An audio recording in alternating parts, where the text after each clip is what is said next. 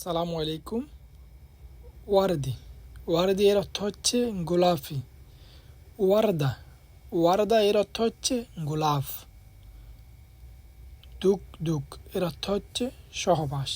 এই কথাটা কিন্তু আপনারা ব্যবহার করবেন না, এটা চেষ্টা করবেন কখনো ব্যবহার করার জন্য না, কারণ আমরা এখানে সৌদি আরবে অথবা বিভিন্ন আরব দেশে আসছি কাজ করার জন্য। তো আমরা এই শব্দগুলো না জানলেও ভালো। আখদার এর অর্থ হচ্ছে সবুজ। হাকিকি হাকিকি এর অর্থ হচ্ছে বাস্তব। শাহাদা এর অর্থ হচ্ছে সাক্ষ্য। গুফল গুফল গুফল অর্থ হচ্ছে তালা। গাফেল অর্থ হচ্ছে বন্ধ। মুফতাহ মুফতা অর্থ হচ্ছে চাবি।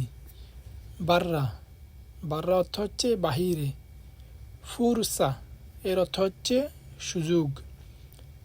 ইকদার ইকদার অর্থ হচ্ছে পারবে। যখন যখন আপনি বলবেন যে আপনি কোনো কিছু পারবেন, তখন বলবেন যে আকদার, যে আমি পারব। যখন অন্য কোনো তৃতীয় ব্যক্তির পক্ষে হবে তখন হবে ইকদার। যখন আপনি তুমি দ্বারা কখন তোমাকে বুঝাবেন, মনে করেন তুমি পারবে, তাহলে বলবেন যে ইনতা তিকদার। আশা করি বিষয়টা বুঝতে পারছেন। এখানে আমি চাইতেছি এক ভিডিওতে সবটা শেখানোর জন্য। গোরফা এর অর্থ হচ্ছে রুম।